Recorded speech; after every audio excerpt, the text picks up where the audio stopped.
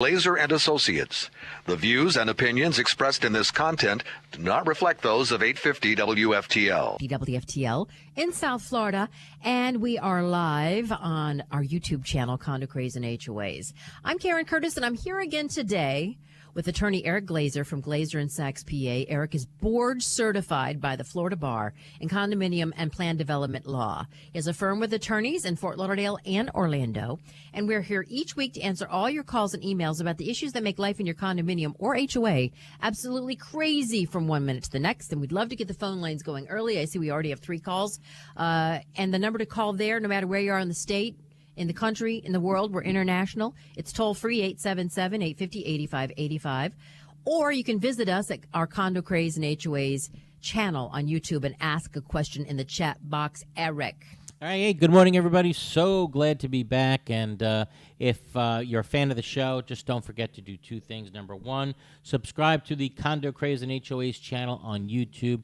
You not only get a chance to watch us live, but if you missed the show, every single show that we've done is up there, so you can watch it at your convenience. And, of course, join our website. Now, quite frankly, more important than ever, and you can join our website by going to condocrazeandhoas.com, because by joining each week you can get emails about the show, who our guests may be, updates on the law, and, of course, our seminars. And we're going to talk about that a little bit today because they're coming up. Gosh. I tell you, Karen, I am like a dog without a bone. I can't wait to get into that classroom and start teaching. I'm so That's when you're happiest. That's when I'm at my happiest, absolutely. So really looking forward to doing it.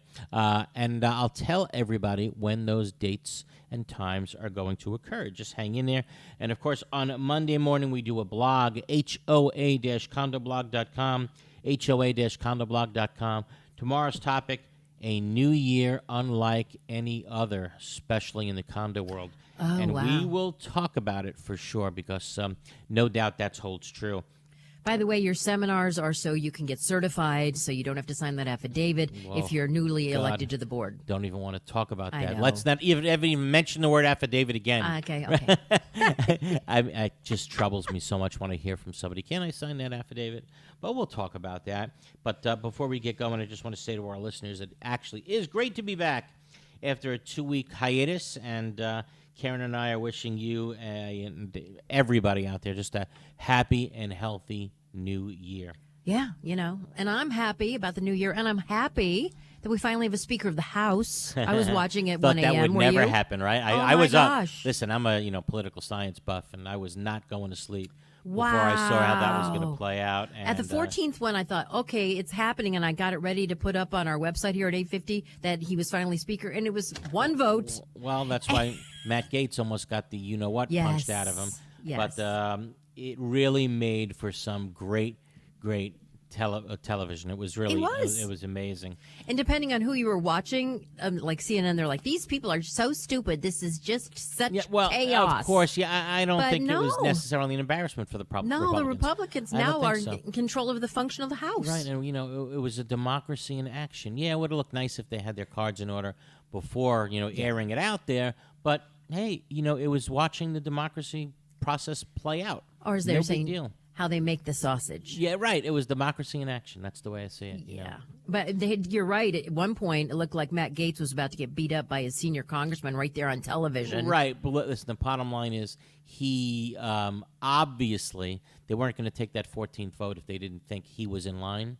But apparently he maybe switched at the last moment. I don't know. No, That's why one of the congressmen wanted to beat him up. Yeah, he was on with Sean Hannity, and he says, we're happy, everything is perfect, right. It's going to go through. So what the hell happened? I think because Boebert and some of the other 4 didn't vote present, they voted for freaking Jim Jordan again and Biggs. Yeah, those people finally went present, and that did it. So you're not concerned that the party was fractured in any way, right? Yeah. No. Yeah, I'm not convinced either. And when it comes and Donald Trump's calling him. Right, you saw that, passing the phone? DT? DT's on the phone. Yeah, and I think when it comes to closing the border, keeping the gas prices low, keeping inflation down, stopping the debt from rising, I think the Republicans are going to show a united front. And there's a lot more coming, like investigating Hunter's computer, the president's financial ties Oh. ties to China, the Ukraine. Jim Jordan's all over it. He's on the Judiciary Committee, the head of it. And I'm not saying I'm in favor of it. I'm not saying, but I think what you're going to see, no two ways about it, I see you're going to see impeachment proceedings for the president, simply based on the border alone. And Could be. just allowing That's why fentanyl he's into the going there, country. you think? Oh, absolutely. Maybe he could say, look, I went. I don't know. But I think just on the immigration issue alone, I think we're going to be looking at, impeachment proceedings. I really do. And the origins of COVID. Watch out, Fauci. Right, so, and I'm not saying I'm in favor of it. We're going to have another 2 years of just complete insanity, but where not much gets done. But do I think it's coming?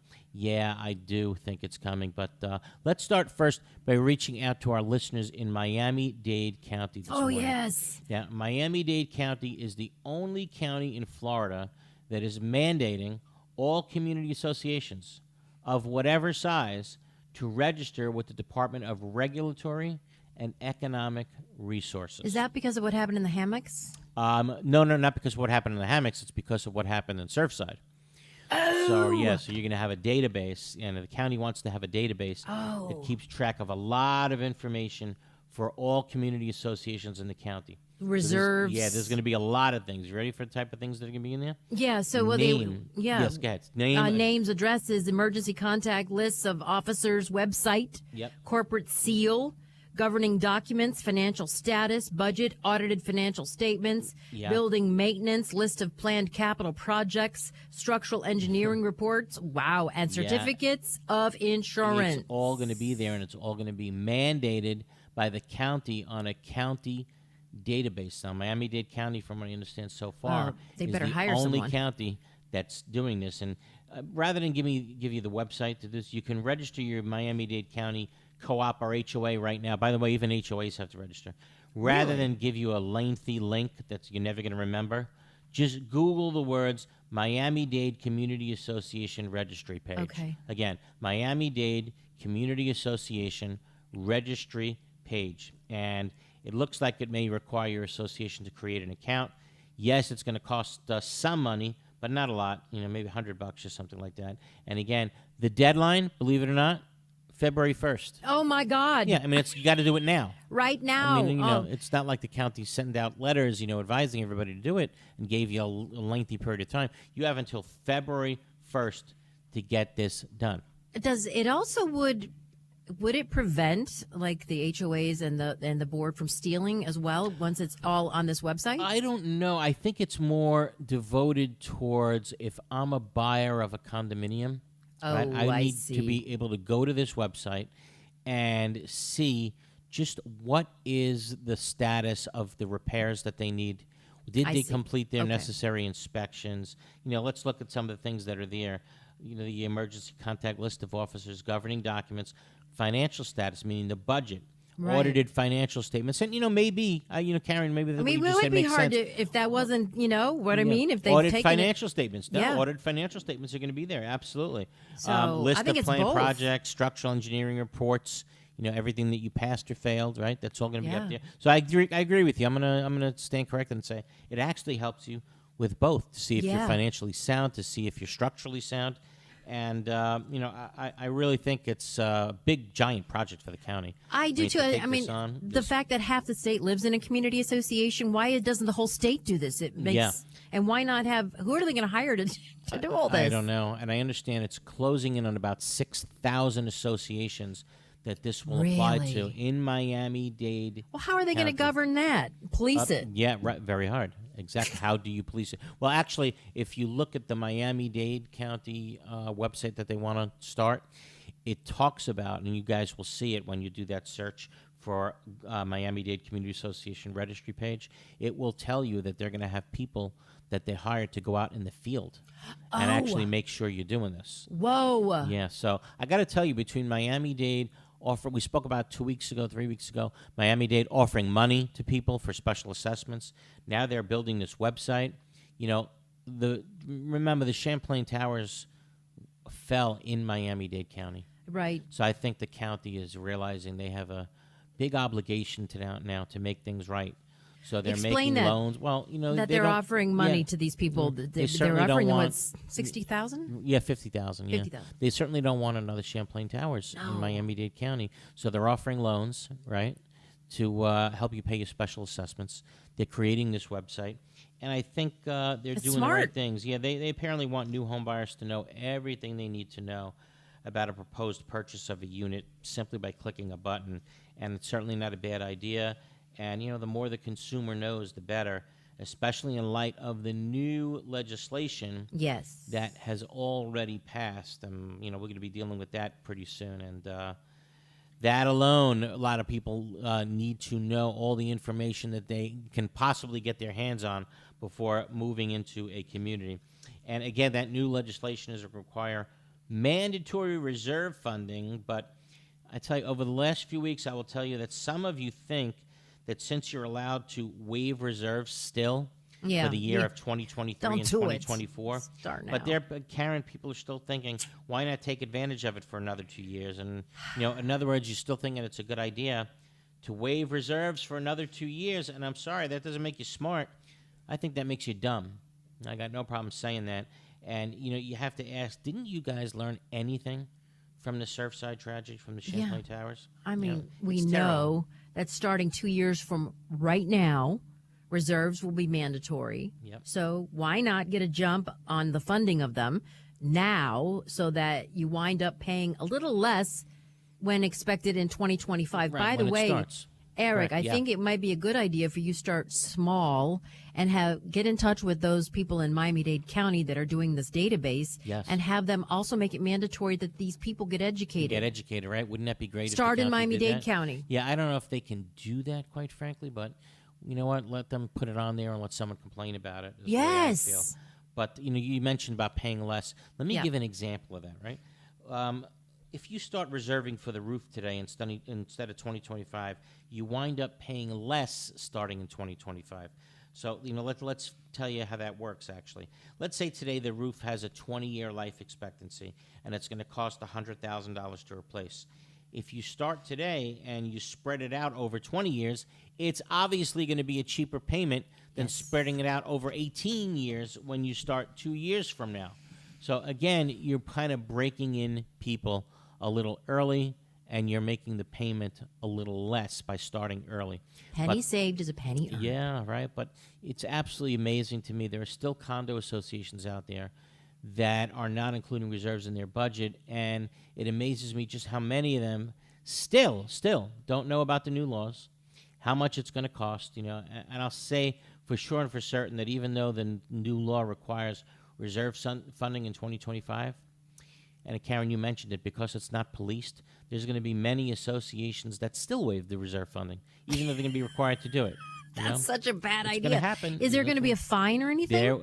Let me tell you how I think this is going to work out. So if somebody Wow. reports them to the Department of Business and Professional Regulation, the DBPR is most likely going to require that association to immediately start funding a reserve account and make up for the money that should have been there had the association started on time. Now it's really going to cost the people who live there a lot of money. So it's going to be expensive to catch up. So why not start the process now? Why And do not- the yeah. residents have power over the board to make sure that they do have the reserves? Oh, no Because question. they're going to pay for it. No question. If they put in a complaint, Okay. yeah, the DBPR is going to do something about it. Look, there's no joking anymore. That's it. No. It's been 30, 40 years of games. Those days are over. That's the bottom line. Boy, it took a building to fall down, though, and 98 people to die to do it. Right. And the unfortunate thing also is there are still people out there who believe that this new law isn't going to happen. There's still people under this illusion for some reason that this new law can happen. It won't happen. They're not going to make sure that people get kicked out of their homes. And let me tell you, you are wrong. No. I completely disagree with that. There's no chance of that happening. There wasn't a single vote, not a single one, in opposition to these new laws in the Florida legislature. And every legislator understood the importance of these new laws after the Champlain Towers tragedy in Surfside. Like you said, killing 98 people as they slept in their beds. It's horrific to even say. So I will tell you that if there's one New Year's resolution all board members should have, how about adopting a budget that on a minimum funds reserves right now, let's say 50%. Smart. Do something. Do it now, and the hit in 2 years won't be so terrible. Well, let's do this. Let's take our first break of the hour. But we want to know, what do our listeners think? Do you like the requirements that Miami-Dade has imposed for community association registration? Has your association finally started to fund reserves, or are they still ignoring the inevitable? Give us a call right here in the studio, 877-850-8585, 877-850-8585, or join us in the chat box on YouTube on the Condo, Craze, and HOAs channel. We'll be back right now.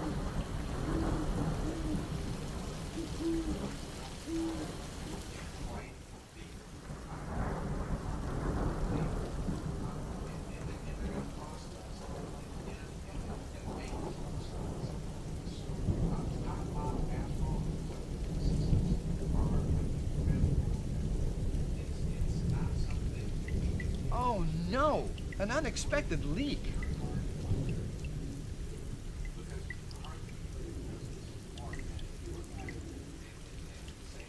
Jay, you know that's no way to solve a roof problem. Call Best Roofing. We solve roof problems. We are DMI Paving and Seal Coating, Florida's parking lot experts. We specialize in asphalt paving and repair, including pothole repair, seal coating using JC7 or polytar, concrete curbs, ramps, and walkways, and striping and pavement marking, as well as ADA compliance. We service commercial properties, including homeowners associations, apartment communities, shopping malls, warehouses, stadiums and arenas, and more. Experience is worth more than anything in an industry like ours, and our staff has decades of it. We have specialized equipment for any job, regardless of size, saving you time and money. DMI has a reputable history. We have been in business since 1956. We serve the state of Florida from 6 locations.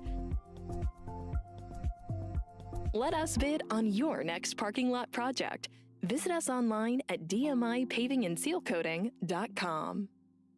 There are very large management companies, and there are very small management companies, and I think Affinity sits somewhere in the middle of that, where they are big enough to provide you with all of the back-of-the-house services, the accounting, the infrastructure, the support systems, but small enough to be high touch. We believe at Affinity that we do the 9 to 5 so that you don't have to do that.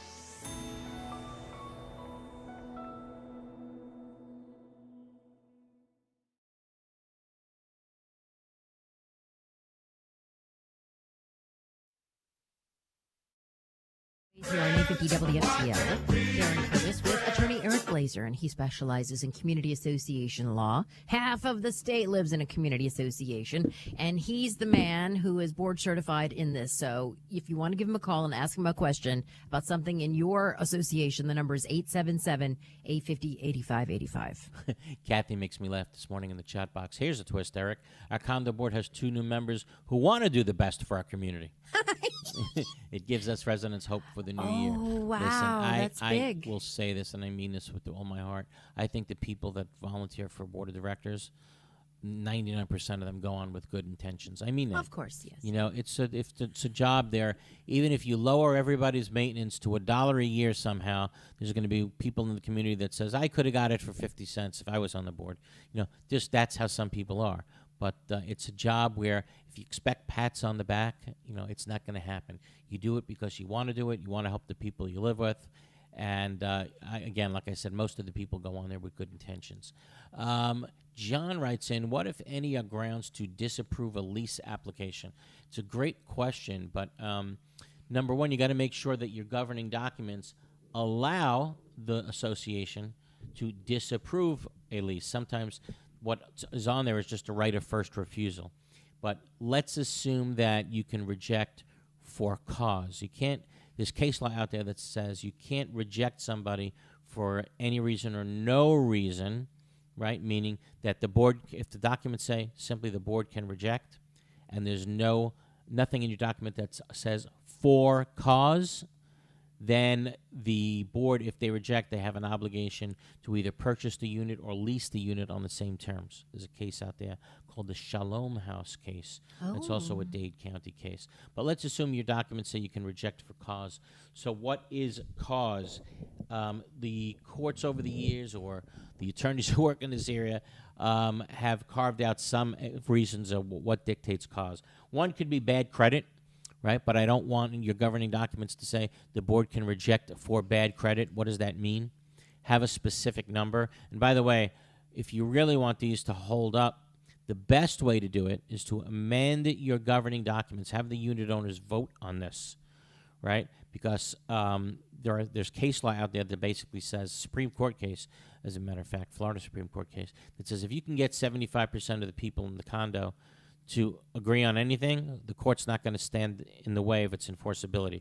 So the best way to do this is to amend your governing documents, have the people that live there vote. Now, the problem is, once you get a community where a lot of people are renting, no, nobody's going to vote in favor of restrictions on rental, right? It hurts them. Right. But try to do it early. So one of the things you can do is bad credit, but have a number. Maybe it might be anything below 700. We're not accepting. But again, make sure that there's a number in there. Another way could be prior crimes, but it should be evidence of prior convictions, not prior arrests. Right. HUD came out with an opinion that basically said you cannot rely on arrests. And I think they're 100% right. An arrest means nothing. I've had clients call me and say, Eric, we did a background check on this person, and it's coming up with they've been arrested for murder. And you can't wait. That won't go away either. Right, it comes up always in the background check. And I'm like, okay, so what? So the person's been arrested. What happened? What was the ultimate outcome of the case? Well, it says null pros or dismissed. Yeah. And it never happened. But they don't take the arrest out. Right, exactly. It still comes up. Very bad. So, again, you can't use arrests. You can only use convictions. What about evictions or prior foreclosures? You can certainly use that as part of what you're using to determine the criteria to have somebody allowed in or not allowed in. And another one, of course, is lying in your application. Whoops. Right? If you get caught lying, you can reject them for that. And another one is, I just remembered, is by moving in, they'd automatically be not in compliance with the governing documents. For example, you're in a no-pet community and they're telling you they're moving in with a pet and they don't have an emotional support letter or showing that the animal is a service animal.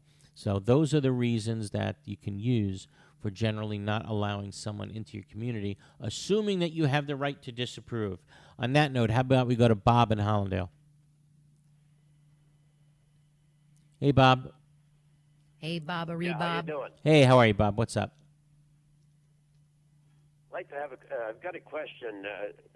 The budget for 2022 went from 1st of April till the 31st of March for condo fees. Okay. The 2023 budget, which was passed in December, automatically went to January 1st. Is this legal if it's not in the declaration or bylaws? Well, there should be something in the bylaws that talk about what the year is. What is the what's the word I'm looking for? The year that you calendar runs. Does it run from January 1st to December 31st, or does it run from normally July 1st to June 30th? Okay, that's what you have to find out. So if your governing documents say that your calendar... Your fiscal year. Yeah, fiscal year. Thank you, Karen. I had to think, too. If your fiscal year is supposed to run from January 1st to December 31st, I have no problem with what the board actually did, and I actually think they did the right thing by filing a new budget. But, again, like I said, I don't know what your governing documents say.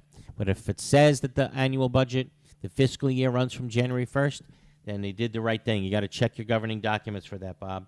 Okay? How about we go to Barry in Miami? How are you, Barry? Happy New Year, Barry. Barry. Happy New Year. What's going on? Eric, is electrical a life safety issue? The way I see it right now, well, certainly in the structural integrity reserve study, right? At least the way I see it, I think the Florida legislature is considering it life safety. That's the way I see it. Okay. Yes, go ahead. Okay, I agree with you. And isn't electrical systems, isn't that a component that has to be inspected in a Broward County or Miami-Dade County recertification? No question about it.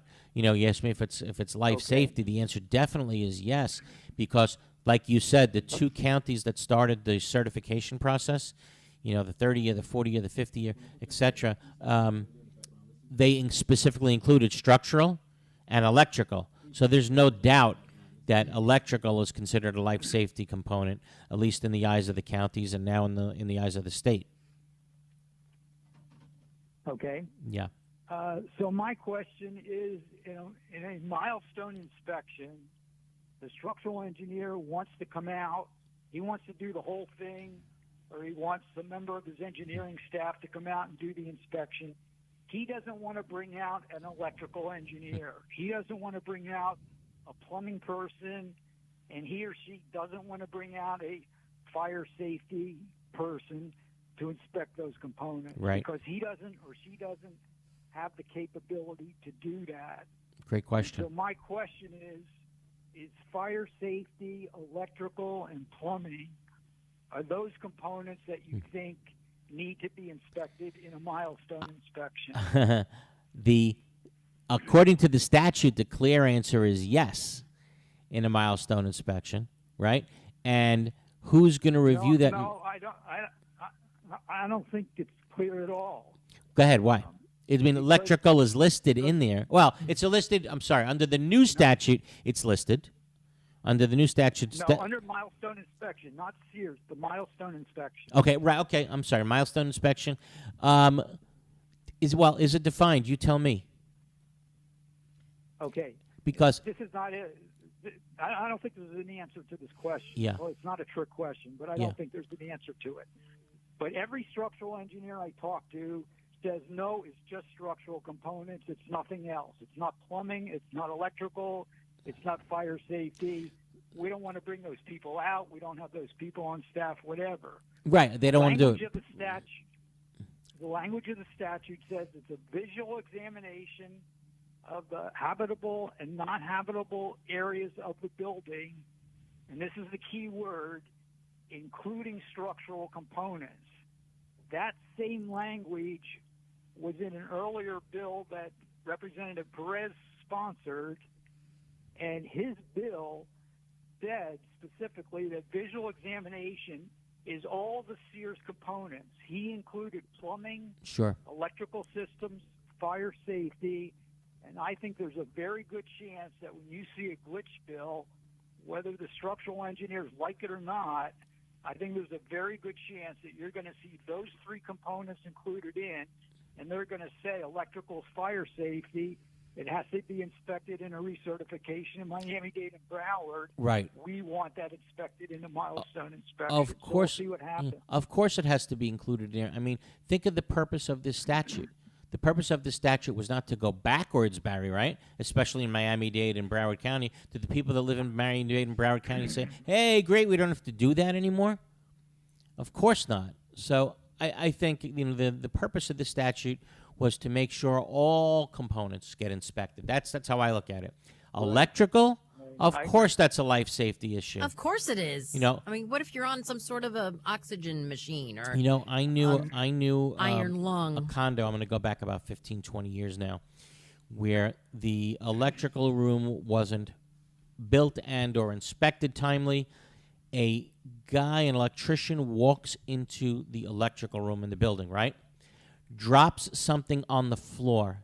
It created a spark. He dropped like a wrench or a tool. Dropped it on the floor, created a spark. Blew up the electrical room, putting him, you want to talk about who needed life safety, this poor person needed life safety. Near death, right, almost killed him because the room exploded. The building was without electricity for months. So if you want to take the position that electricity is a life safety issue, no two ways about it. The purpose of these new rules is to make it, quite frankly, difficult, hard to make sure that the building is up to code. And I don't think there's going to be any loopholes. And Barry, you may have found a loophole, and I hope, with your help, that we close those loopholes, not to make it easier, but to make sure the buildings are safer. Barry, thank you so much, like always. Barry is spending a lot of time with legislators. I love writing these new bills. He's just relentless about it, and he's going to make sure that all of these loopholes are closed. All of these unanswered questions in the bill are answered. And I tell you, I think when all is said and done, a lot of people in the state are going to owe Barry a big thank you, and we'll keep you in touch about how that turns out. How about we go to Arlene in West Palm Beach? He finds all the picadillos. Yeah. Hi, Arlene. Can you hear me? Yeah. Yes, we sure can. Can you hear me? Yes, go right ahead, Arlene. First of all, thank you for your expertise advice. I've listened to you for years at the convention center in West Palm. You're the best. Thank you so much. Okay, I really here's my appreciate that. Situation. I'm a lessee. I'm living in a non-habitable situation. Unfortunately, I moved into a very old complex here in West Palm Beach.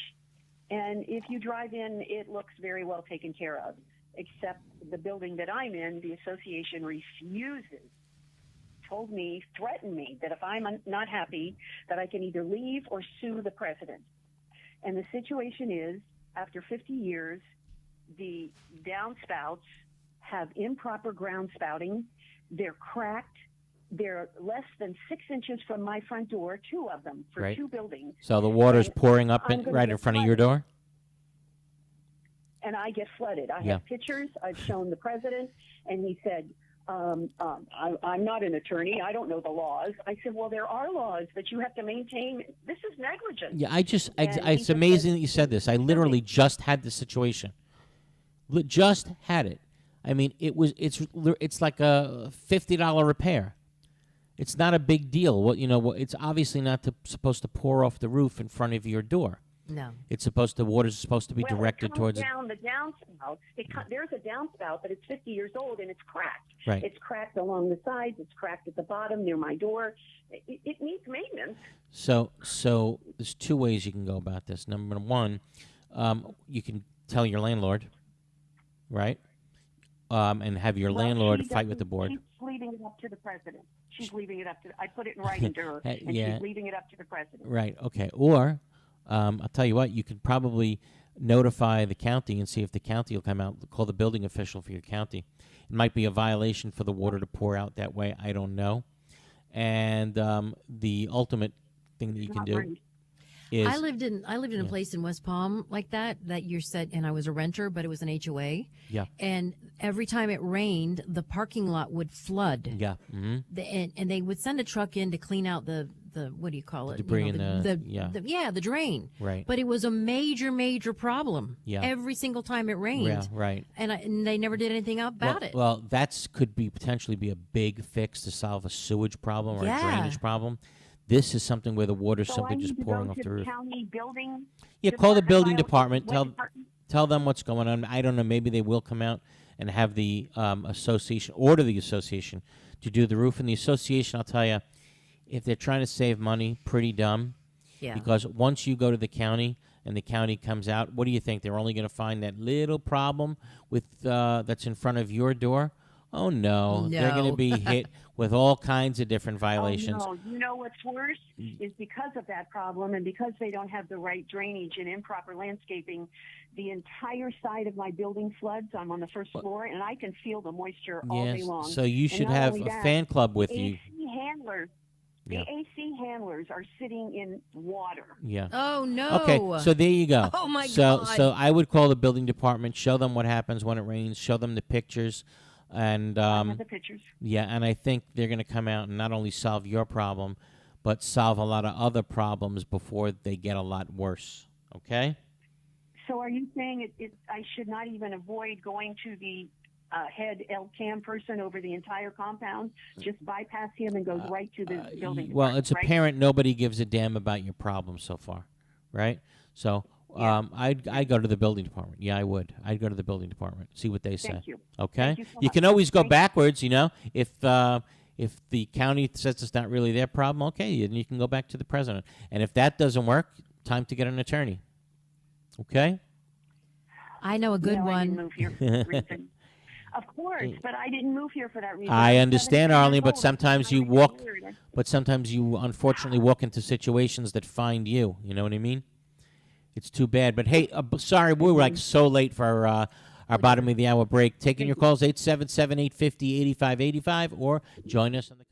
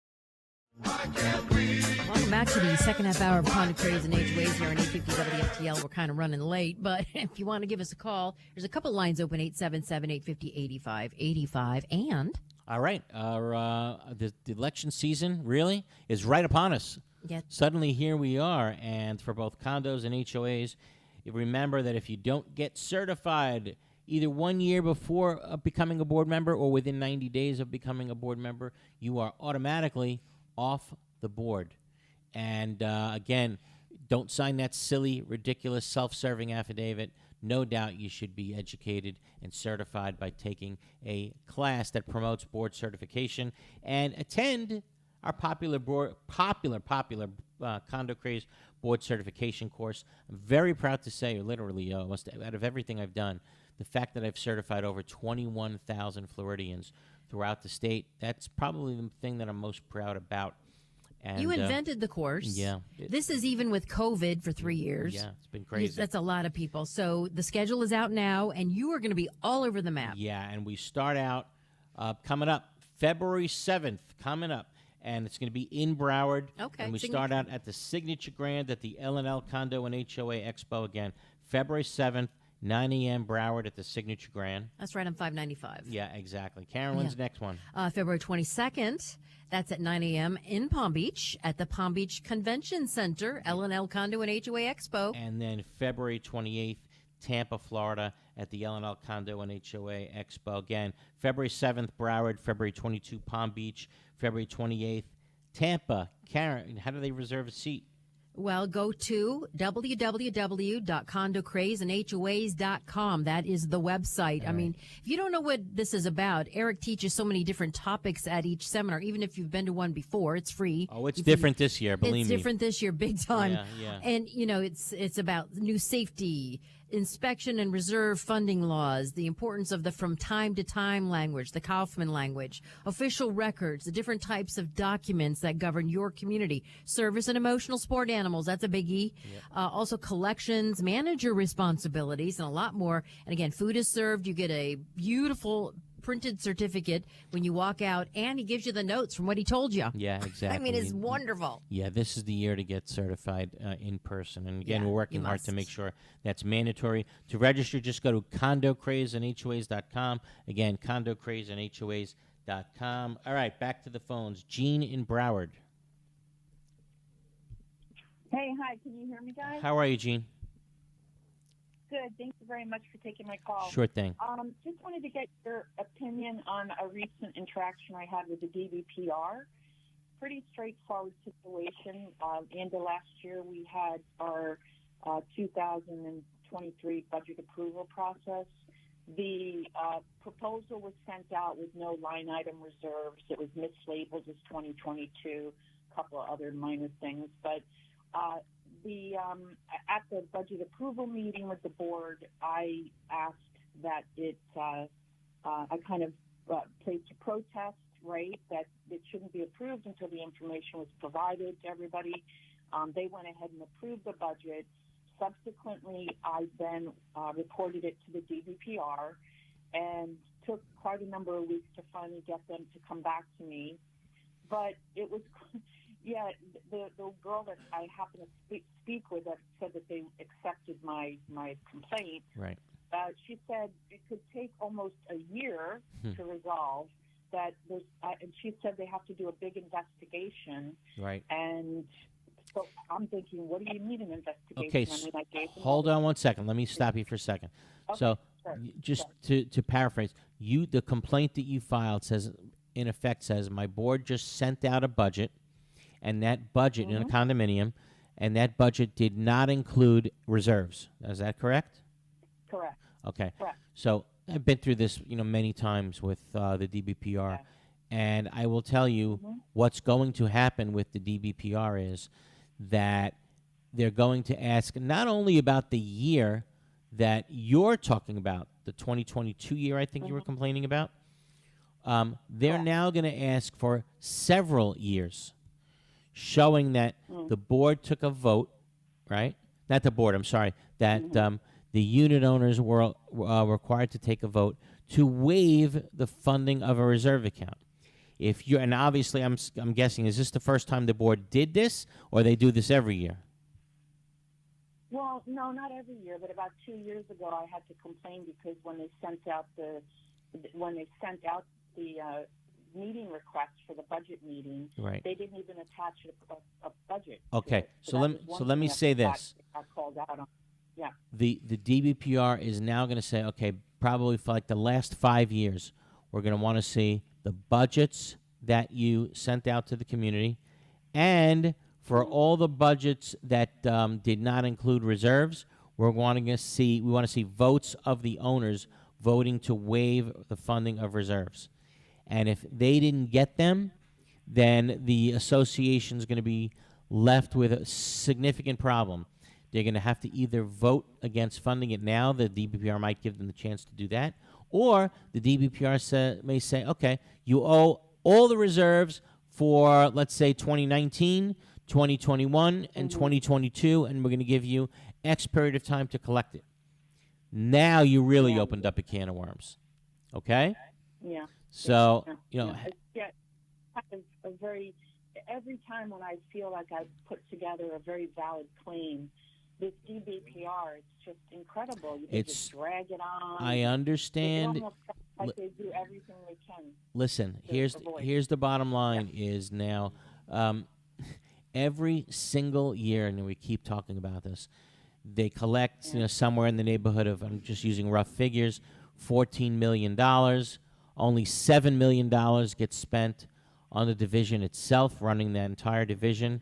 Why not take that money and instead of just sweeping it into the general reserve fund, having a system where a lot of things would be investigated, like the failure to fund reserve accounts, right? Especially going forward, aren't we going to need a division that's going to make sure, in light of the tragedy in Surfside, that mandatory reserves are in fact being funded, and if not, the DBPR is going to be able to protect the unit owners and remind these associations that they better start doing it. If not, take them to court, and then it could be pretty expensive. I'm all in favor of that. If reserves go through, reserves are mandatory, create a division that makes sure that there's enforcement of it.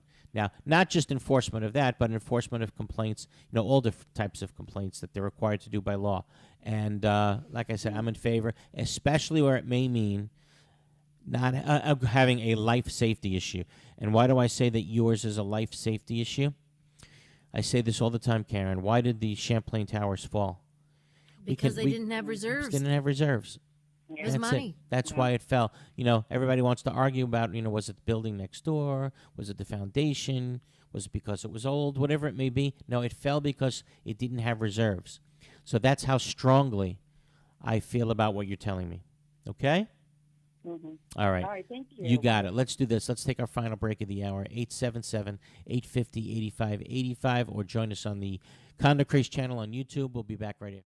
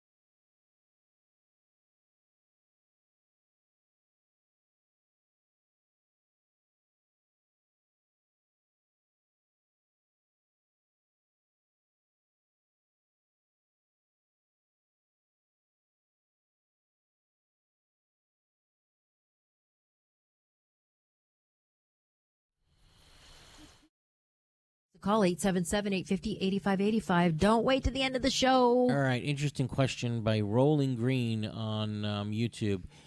Basically, no, I'm sorry, not Rolling Green. Norton Drive. There's 70 units out of 85 units petitioned to court to remove a receivership after 4 years, and the judge isn't making a decision. I will tell you, a receivership for a condominium is something that really should be used as a last-ditch effort. Because, bottom line is, no good is coming out of that condominium managing itself, and there's basically no other way. Now, you're telling me there's a board in place, there's a functioning board, and if that board is doing its job and wants the opportunity to do its job, the fact that a receivership is there for 4 years sounds very strange, quite frankly. A receivership should not be, a receiver shouldn't be in charge of a condominium for 4 years. It should basically be get the bad guys out, put the receivership in the meantime, tell the court what happened during the time that the bad guys were there. Is money missing? Was money stolen? It's like a Britney Spears thing. Right. Here's how we're getting the association back on track, and after they are back on track, hand it over to the duly elected board of directors. So 4 years in receivership, just very unusual. I'm not saying the judge is doing anything wrong. I have no idea what's going on over there. But very, very unusual. A receivership should be as short as possible, quite frankly, so that the new board or the elected board takes charge, okay? How about we go back to the phones? Joe in Boynton Beach. How are you, Joe? Hey, Joe. Good morning, Karen and Eric. Hey, Thank how are very you? Much. HOA. Yeah. We're having a repair of, say, between $40,000 and $60,000 on our roadways. Is there a requirement to have a certain amount of bids, proposals per any statute? Yes, there is. And in an HOA, it's different. Condo, you have to have competitive bidding if it's 5% of your annual budget, 10% if what you're repairing is 10% of your budget in an HOA, then yes, you absolutely have to go through competitive bidding. So That's 10%. Yeah, 10%. 10%. One bid is acceptable. No, it says competitive bidding. So that's never been defined under the statute. Does competitive mean 2? You can make that argument, but it's got to be more than 1. And you don't have to go with the lowest bidder under the statute. Just has to be competitive. I'm sorry. Just want to make it clear that you must have at least more than 1 bid, even no matter what you're going for. You need to have more than 1 bid if the total cost of the job is going to be more than 10% of your budget. So let's say your budget is there's no requirement. under 10%, no requirement. That's correct. Thank you. Okay. Have a good day. All right, Joe. You be well. You too. And how about we go to George in North Miami Beach? George, how are you? Yes, a very pleasant morning. Thank you so much for the opportunity. And I have a question with regards to the roof. For an example, you said earlier in the program that if you have a 20-year roof, and let's just use the number $1 million. Yes. And now you've never done any reserves. You've been waiving them, which is quite common. And now when 2025 starts, it'll be your 11th year. That means you're going to have to come up with $550,000. Not immediately. No. That's not what it means. That's not what it means. Explain it to me, please. So now you're in year 11, right? So now you're going to do. Correct. A expert's going to come out and tell you that there's 9 years left. The remaining life expectancy on your roof is what, 9 years? Correct. Okay. So now that $1 million has to be divided out over 9 years.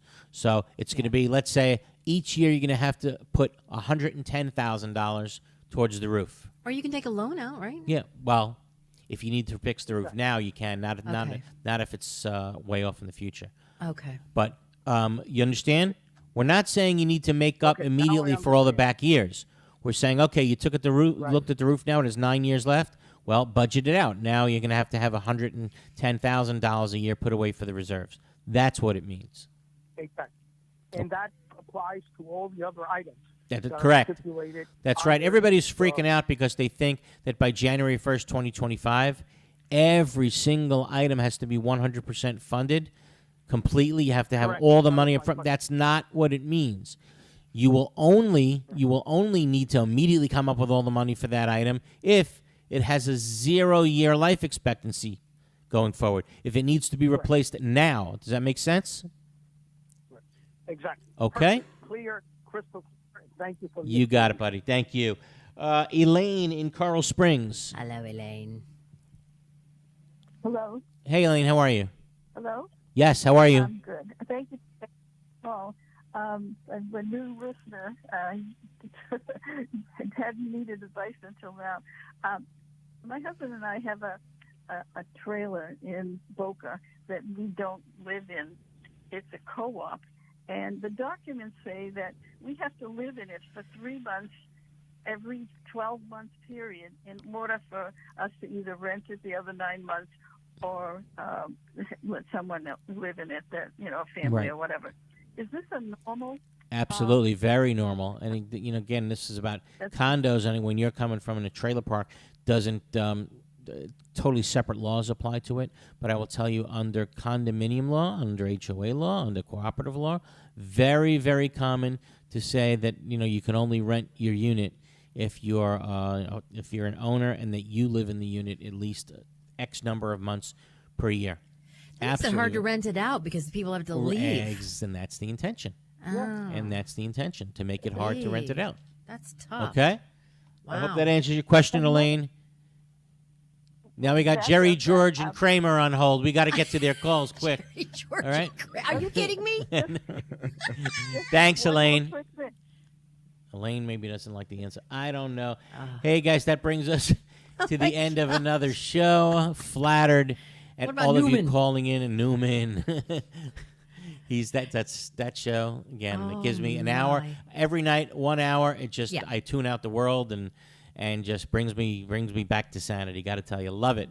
Really short. I was one time in a store in Vegas, and there's only me and another person in this whole big store. And who is it? Jerry Seinfeld. No. He shook my hand. Was a great guy. Really nice about it. Absolutely. That's shared huge. his fortune with me. It was the guy's amazing. Absolutely. I do this show out of love. What are you talking about? I know you do. Absolutely. Love you. All right, guys. It was a wonderful show this week. Really, thanks for keeping me on my toes.